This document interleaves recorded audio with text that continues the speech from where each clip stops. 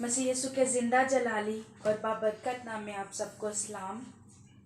आज हम खुदावंद के कलाम पर अपने ध्यान को लगाएंगे और खुदावंद के कलाम में से सीखेंगे। अपनी हदायत और रहनुमाई के लिए हम आज मुकद्दस याकूब के ख़त में से अपने लिए देखेंगे और दूसरा बाब एकता 13 आयात जो है उसमें से आज हम खुदावंद के कलाम को सीखेंगे। खुदावंद के कलाम में यूँ लिखा है, आए मेरे भाइयों, हमारे खुदावंद ज़ुअल जलाल यीशु मसीह का ईमान तुम में तरफदारी के साथ ना हो, क्योंकि अगर एक शख्स तो सोने की अंगूठी और उम्दा पोशाक पहने हुए तुम्हारी जमात में आए और एक गरीब आदमी मैले कुचैले कपड़े पहने हुए आए और तुम उस उम्दा पोशाक वाले का लिहाज करके कहो कि तू यहाँ अच्छी जगह बैठ, और उस गरीब शख्स से कहो कि तू वहाँ खड़ा रह या मेरे पाँव की चौकी के पास बैठ, तो क्या तुमने आपस में तरफदारी ना की और बदनीयत मुंसिफ ना बने?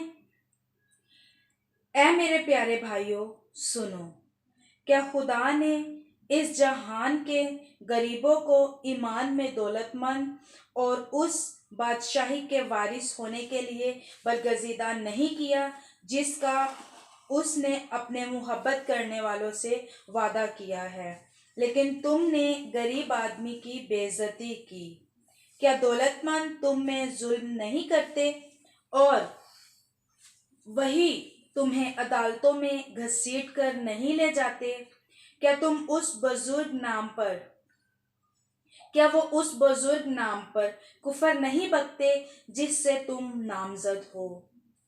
तो भी अगर तुम इस नविश्ता के मुताबिक के अपने पड़ोसी से अपनी मानिंद मोहब्बत रख उस बादशाही शरीयत को पूरा करते हो तो अच्छा करते हो, लेकिन अगर तुम तरफदारी करते हो तो गुनाह करते हो और शरीयत तुमको कसूरवार ठहराती है, क्योंकि जिसने सारी शरीयत पर अमल किया और एक ही बात में खता की, वो सब बातों में कसूरवार ठहरा।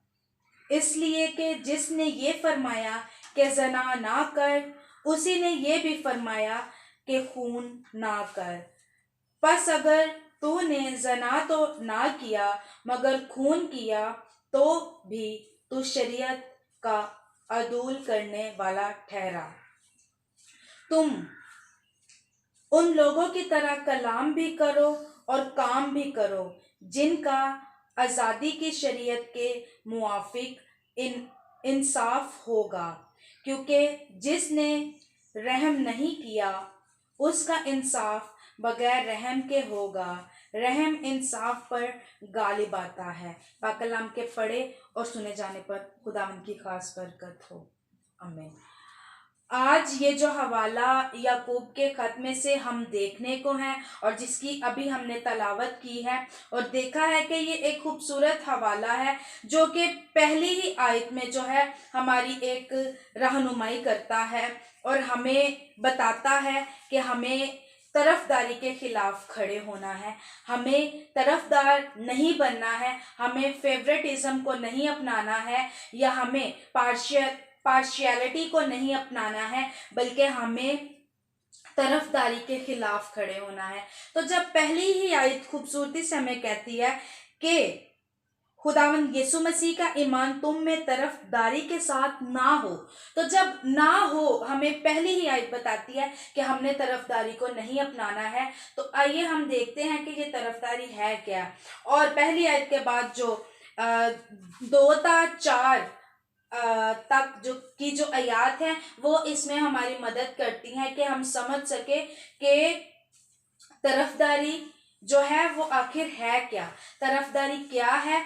ये 2 से लेकर जो 4थी आयत तक की जो ये फहरिस्त है ये हमें बताती है कि तरफदारी आखिर है क्या और इसे हम किस तरह से देखते हैं। मिसाल के तौर पे यहाँ पर एक बहुत खूबसूरत मिसाल दी गई है और बताया गया है कि अगर महफिल में, जमात में यानी अगर हम देखें तो चर्च में एक तो ऐसी किस्म का शख्स आए जो कि अमीर हो, जो कि अच्छी पोशाक में हो और जो कि सोने से लदा हुआ हो, तो उसे हम उसके स्टेटस के मुताबिक, उसके रुतबे और उसके अमीर होने के मुताबिक अगर हम ट्रीट करते हैं, यानी उसे हम बेहतरीन जगह जो है वो देते हैं और कहते हैं कि आइए आप यहाँ पे एक बेहतरीन जगह पर बैठिए। और एक शख्स हमारे चर्च में इस तरह का आए जो कि बिन घर के हो, जिसके पास घर ना हो और जो कि मैले कुचैले कपड़ों में हो, जो कि इस तरह की हालत में हो जिसे कबूल ना किया जा सकता हो, लेकिन उसके लिए भी चर्च उसी तरह से ओपन है जिस तरह से कि खुदा का घर किसी अमीर के लिए। तो उसे हम उसके रुतबे के मुताबिक या उसके हालात और उसके सारी सिचुएशंस और उसे देखें तो उसके मुताबिक हम उसे जो है कहें कि तू यहाँ पर खड़ा रह, या उसे हम कहें कि तू जो है मेरे पाँव की चौकी पे, बाइबल में लिखा है कि कहें कि बैठ। तो ये है कि हम क्या कर रहे हैं, हम तरफदार हो रहे हैं।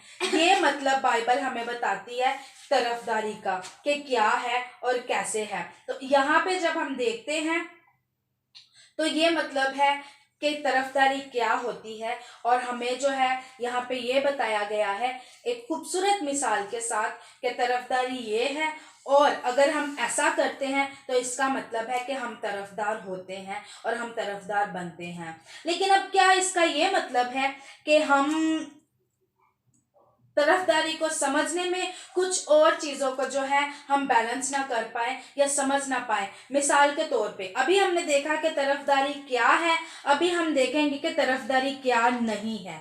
यानी मिसाल के तौर पे अगर चर्च में जो है एक बुजुर्ग आदमी जो है, बुजुर्ग आए और बुजुर्ग आकर जो है वो आते हैं और उन्हें जो है हम क्या करते हैं, उनकी निस्बत एक दूसरे नौजवान को जो कि तंदुरुस्त और तवाना है और उसको हम जब चर्च में आते देखते हैं, उसे देखते हैं, तो उसकी बजाय हम उस बुजुर्ग को जो कि बूढ़ा शख्स है उसे तरजीह देते हैं, उसे अहमियत देते हैं, उसे जो है एक पुरसुकून और अच्छी जगह पर जो है बिठाते हैं और उन्हें बैठने के लिए कहते हैं।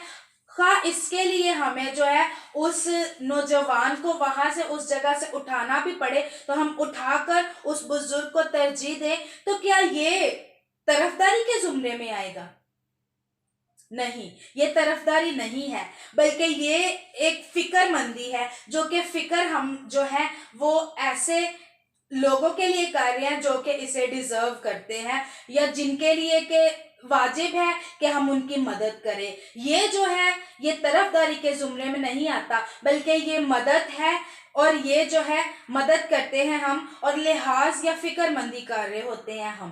ठीक उसी तरह से हम कर रहे होते हैं जैसे कि हम पब्लिक प्लेसेस पे या फिर हम पब्लिक जो हमारी बसेस होती है वहां पे देखें तो वहां पे खास तौर पे चंद जो नशिस्तें हैं वो बनाई जाती हैं जिन पे के बुजुर्ग जो हैं वो बैठे, या जो कि हामला खवातीन होती हैं उन्हें तरजीह दी जाती है। इसी तरह से हम जो है इस मिसाल को जब देखते हैं तो देखते हैं कि अगर हम इस तरह से करते हैं तो हम तरफदारी नहीं कर रहे हैं, हम फेवरेटिज्म का मुजाहिरा नहीं कर रहे हैं, बल्कि हम मदद और फिक्रमंदी यहाँ पर दिखा रहे हैं जो कि अच्छा है और जो कि हमें करना चाहिए। तो इस तरह से हमने देखा कि इनमें फर्क क्या है। तरफदारी, फेवरेटिज्म जो है वो है क्या है, और हमने फिर देखा है कि फेवरेटिज्म क्या नहीं है। अब अगली आयत पे जब हम जाएं तो 5 ता जो 7वीं आयत तक की आयत है वो हमें खूबसूरती से बताती हैं कि यहाँ पर चंद ऐसी बातें बताई गई हैं कि जिनकी वजह से जो हमारे अंदर अगर हो तो उनकी वजह से हम में जो है वो तरफदारी आती है, और हम जो है इस एक गलती और इस गलत चीज को जो है ना प्रमोट करते हैं और खुद भी तरफदार बनते हैं, खुद भी जो फेवरेटिज्म को अपने अंदर लेके आते हैं। और ये आयत जो है बहुत खूबसूरती से बताती हैं कि अगर हम जो है वो नेक नियत नेक नियति को नहीं अपनाते हैं, या अगर हम तरफदारी करते हैं तो आसान अल्फाज में कहें कि हम फिर नेक नियत नहीं होते हैं। यहाँ पर चौथी आयत में खूबसूरती से लिखा है,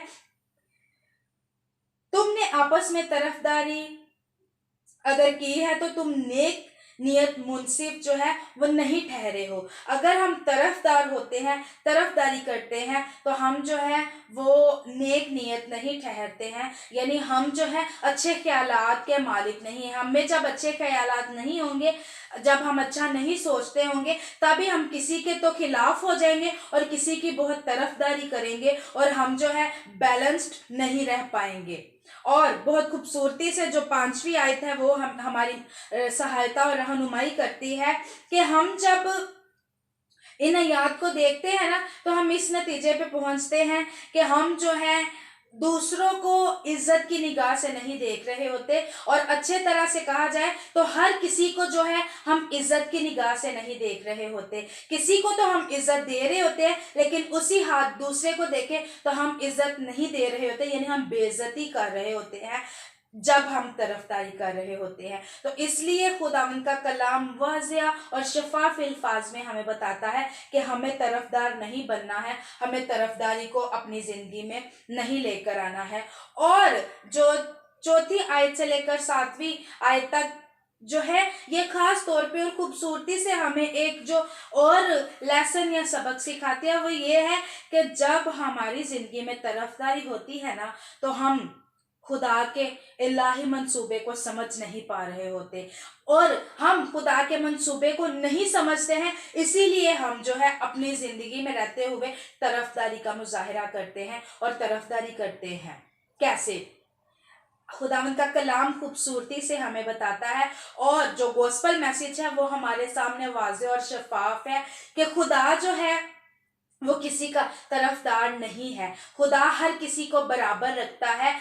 तो उसने जब अपने इकलौते बेटे को दिया, तो बाइबल मुकद्दस हमें बताती है कि खुदा ने दुनिया से ऐसी मोहब्बत रखी कि उसने अपना इकलौता बेटा बख्श दिया, जाके ताकि जो कोई उस पर ईमान लाए हलाक ना हो बल्कि हमेशा की जिंदगी पाए। ये है खुदा का इलाही मकसद, जिसे हम समझते नहीं हैं, तो हमारी जिंदगी में तरफदारी, फेवरेटिज्म जो है वो आ जाती है। तो आज मैं इसीलिए जो हूँ तरफदारी के खिलाफ खड़ी हुई हूँ, और आज का उन्वान हमारा यही है, तरफदारी के खिलाफ। मैं तरफदारी के बहुत खिलाफ हूँ, क्योंकि मैं खुदावंद की बेटी हूँ, और खुदावंद की बेटी और मसीही रहनुमा होने के नाते आज मैं यीशु मसीह के पैगाम को आपके सामने रखना चाहती हूँ कि यीशु मसीह ने किसी एक के लिए जान नहीं दी है, यीशु मसीह किसी एक के लिए मुआ नहीं है, या यीशु मसीह अमीरों के लिए नहीं मुआ, या यीशु मसीह ने गरीबों को रद्द नहीं किया है, बल्कि यीशु मसीह ने जान पूरी दुनिया के लिए दी है,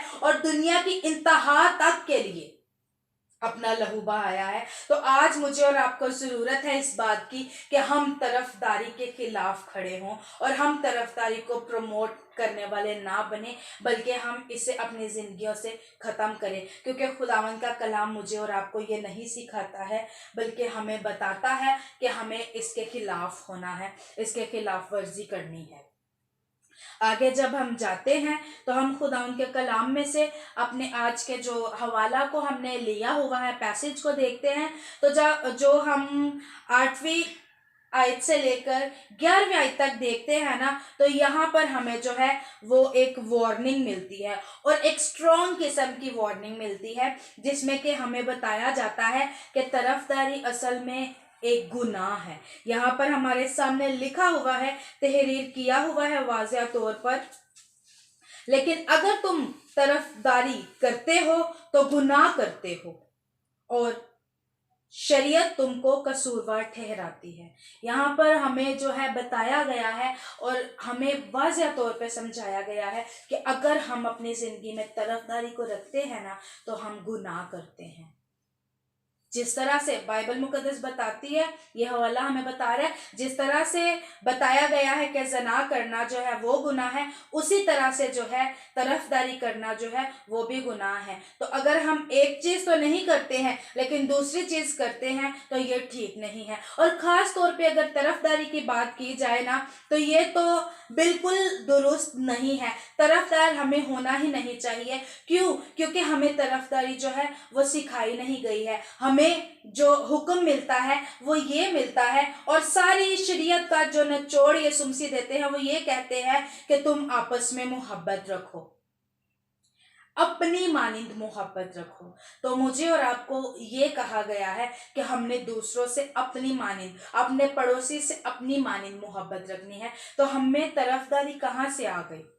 हमें तो ठीक उसी तरह से इसके खिलाफ होना है जिस तरह के यीशु मसीह मौत के खिलाफ खड़े हो गए थे।